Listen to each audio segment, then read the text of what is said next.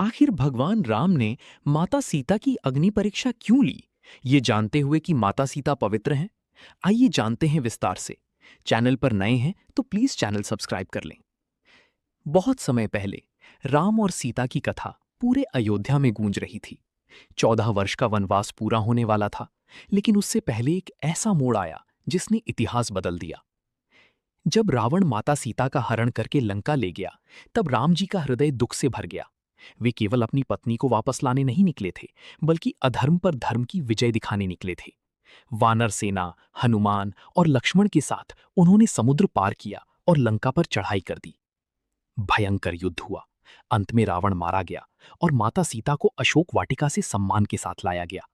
सबको लगा अब सब ठीक हो जाएगा, लेकिन तभी राम जी ने ऐसी बात कही जिसे सुनकर सब चौंक गए। राम जी बोले, मैंने ये युद्ध केवल पति होने के नाते नहीं, बल्कि एक राजा और धर्म रक्षक के रूप में लड़ा है।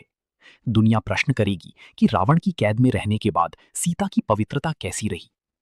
ये सुनकर लक्ष्मण क्रोधित हो गए, हनुमान जी की आंखों में आंसू आ गए और माता सीता का हृदय टूट गया।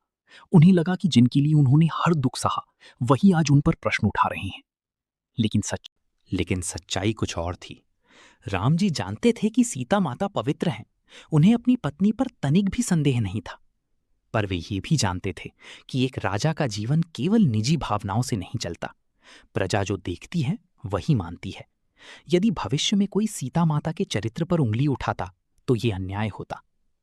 माता सीता ने शांत स्वर में कहा, यदि मेरा मन, वचन और कर्म सदैव राम के प्रति शुद्ध रहा है तो अग्निदेव मेरी रक्षा करें। चारों ओर सन्नाटा छा गया। अग्नि की विशाल ज्वाला प्रज्वलित हुई। माता सीता बिना भय उसमें प्रवेश कर गईं।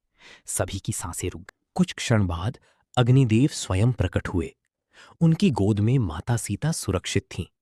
अग्निदेव बोले, सीता पूर्णतः पवित्र हैं। इनके मन में कभी किसी और का विचार तक नहीं आया।